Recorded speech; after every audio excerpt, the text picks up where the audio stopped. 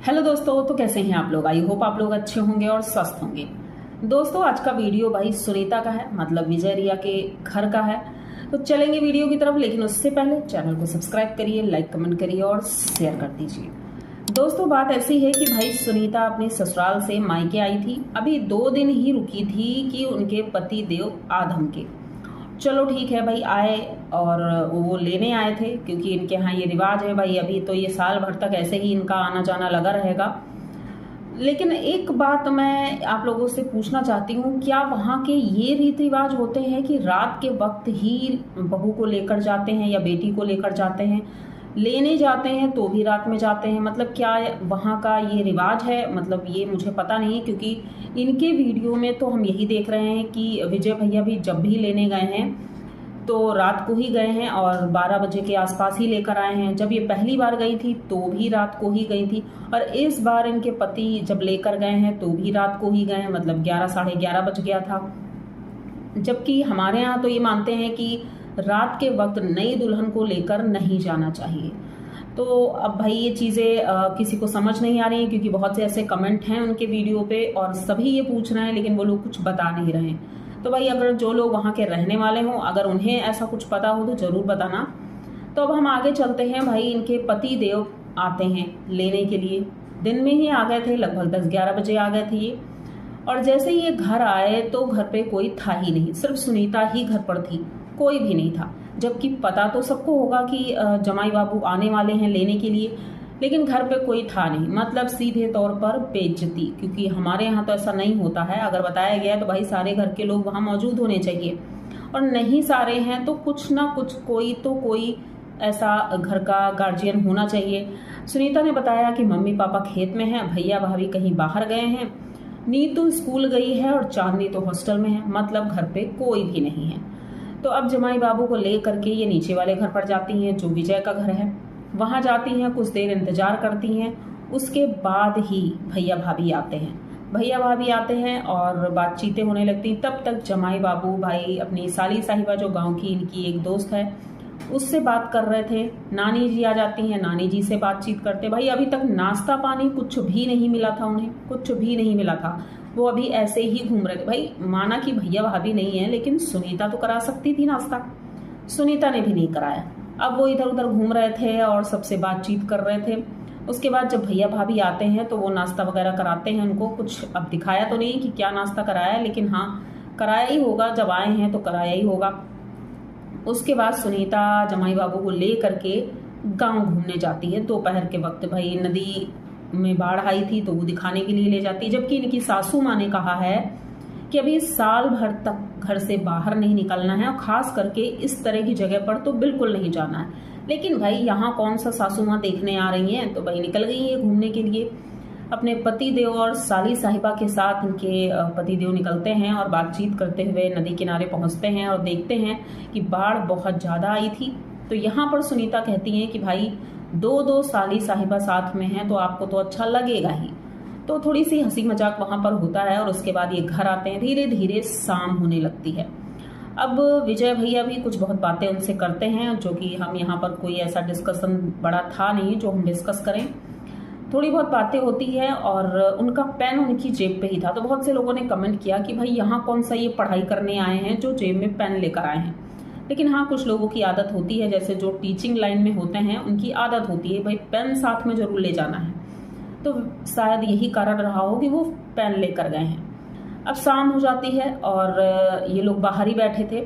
तो सुनीता कहती है कि मैं तैयार होने जा रही हूँ और आप लोग अपना इधर बातें आते करो। तब तक वो चली जाती तैयार होने के लिए। इधर रिया भाभी पकोड़े बना रही थी। अब पकोड़े खाने के लिए बाहर ही ये कुर्सी डाल देते हैं आंगन में, वहीं पर बैठे थे। भाई आप लोगों ने भी देखा होगा कि पकोड़ों की प्लेट वो हाथ में पकड़े हुए हैं, और विजय भैया तुरंत ही ग्लास में पानी भी ले आते हैं। अब एक हाथ में पकोड़े की प्लेट, एक हाथ में ग्लास पकड़े हैं। अब वो खाएंगे कैसे?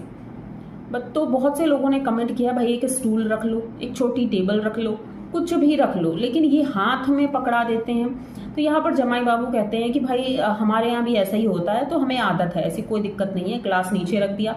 जबकि बरसात का मौसम है, कीड़े मकोड़े आते हैं, और कैमरे में दिख रहे थे कि कीड़े मकोड़े बहुत उड़ रहे हैं वहाँ पे। लेकिन बाहर ही ये लोग पकोड़े खाते हैं। उसके थोड़ी देर बाद ये होता है कि भाई खाना वाना खाया जाए। अब खाना के नाम पर सिर्फ दाल चावल बना था, जैसा कि हमने देखा उनके सामने परोसा गया था दाल चावल, और सब्जी तो हमें दिखी नहीं, लेकिन हो सकता है सब्जी रही हो, अब हमने तो देखा नहीं। तो भाई इनके जमाई बाबू का स्वागत हुआ दाल चावल और सब्जी से, उसके अलावा और कोई आइटम नहीं बने थे।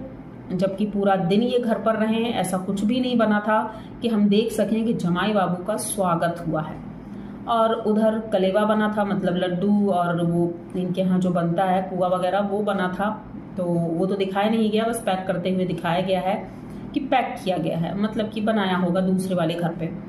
तो भाई ऐसा कुछ होता है। और रात के लगभग 11 बजे खाना वाना खाते खाते इनका बज गया था 10-11 बज गया था, और उसके बाद ये बाइक पर बैठते हैं और अपनी पत्नी को लेकर अपने घर पहुंचते हैं। घर पहुंचते हैं तो रात बहुत हो गई थी, 12-12:30 बज गया होगा, इसीलिए दूसरे दिन ये वीडियो बनाते हैं। वहां पर सुनीता तैयार हो रही थी, तो वो सुनीता ने कहा भाई खेत में धान की रुपाई हो रही है, तो घर के सारे लोग वहां चले गए हैं, लेबर मिल नहीं रहे हैं, तो घर में सब लोग परेशान है। लेकिन इनके पति देव घर पे ही थे, तो उन्होंने कहा कि भाई इस वक्त लेबर नहीं मिल रहे हैं क्योंकि सबकी धान की रुपाई हो रही है। तो उन्होंने कहा कि जब हमारा काम हो जाएगा तभी हम आपका करेंगे। मतलब कि अब ये तो उनका व्लॉग था पूरा, और लेकिन आप लोगों ने गौर किया हो कि जब जमाई इस तरह से लेने जाता है, भले ही 2 दिन हुए हो, 4 दिन हुए हो, या साल भर हो जाए, या कितने भी साल हो जाएं, लेकिन जमाई जमाई ही रहता है। तो उसके स्वागत के लिए वहां पर होना चाहिए था, क्योंकि अभी दूसरी बहन की शादी नहीं हुई है, अभी तो एक ही है। लेकिन विजय भैया ने यहाँ पर ये बोला कि भाई अब तो पुराने हो गए हैं, नए नए जमाई बाबू नहीं हैं। ये बोलने का क्या मतलब था ये समझ नहीं आया मुझे, क्योंकि यहाँ पर नए और पुराने की कोई बात ही नहीं हो रही है, अभी तो एक ही जमाई बाबू हैं, तो उन्हीं की बात हो रही है। तो इन लोगों ने बिल्कुल भी उन्हें अवॉइड किया और कोई उन्हें इज्जत नहीं दी। ये चीज़ देख करके थोड़ा बुरा लगा, क्योंकि ऐसा नहीं होना चाहिए था। वो जिस तरह से गए थे, भले ही वो बहुत सीधे हैं और सरल हैं, लेकिन फिर भी इनको ऐसा नहीं करना चाहिए था। उनकी सासू माँ बात करने नहीं आई थी, और वैसे भी उन्हें प्रॉब्लम है, उन्हें सुनाई नहीं देता है। भाभी थी, भैया थे, और नानी जी थी, नानी जी बात कर रही थी, और नीतू ने भी बातचीत की बहुत।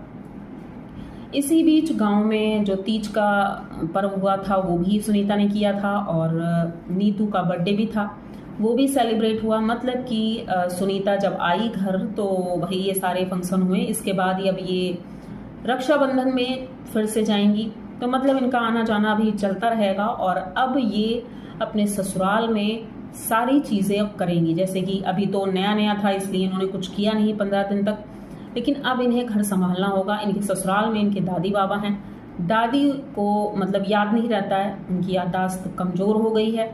तो जैसे कि सुनीता ने दिखाया कि भाई खाना वो खा चुकी हैं, फिर भी दोबारा से बोल रही हैं कि तुमने मुझे खाना नहीं दिया है। तो सुनीता कहती है कि चलो ठीक है, मैं दोबारा से इन्हें खाना दे देती हूँ। उसके बाद वो दोबारा से उन्हें खाना देती हैं, और बाबा जो इनके थे वो बाहर चारपाई में सो रहे थे, तो उन्होंने कहा कि जब वो जगेंगे तभी उन्हें खाना देंगे। मतलब अब घर के काम धीरे धीरे सुनीता करने लगी हैं, और इनके पति अब व्लॉगिंग अच्छे से करने लगे हैं। इनके साले साहब ने बताया है, ट्रिक्स बताई हैं भाई किस तरह से व्लॉगिंग करनी है, किस तरह से टाइटल थंबनेल डालने हैं, और किस तरह से बातचीत करनी है उसमें। मतलब थोड़े थोड़े चीज़ें वो बताते रहते हैं, क्योंकि भाई अभी तो आमदनी इनकी इसी चैनल से होगी जो नया चैनल बनाया। क्योंकि सुनीता ने कहा था मेरे मेन चैनल पर स्ट्राइक आई है, तो पता नहीं आई भी है या नहीं आई है, क्योंकि वीडियोस तो दोनों चैनल पर आ रहे हैं। तो भाई अगर नया चैनल बना है तो ऐसे ही बहुत से फेक चैनल बने हैं, बहुत से लोगों के बने हैं।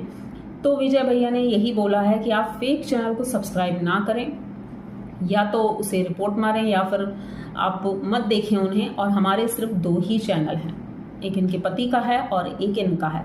उन्होंने पूरी तरह से प्रमोशन भी किया, क्योंकि भाई सपोर्ट तो करना बनता है, तो उन्होंने सपोर्ट भी किया और बहुत अच्छे से समझाया भी। तो इनकी वीडियो में बस ऐसा ही कुछ था, और ज़्यादा कुछ था नहीं बोलने के लिए।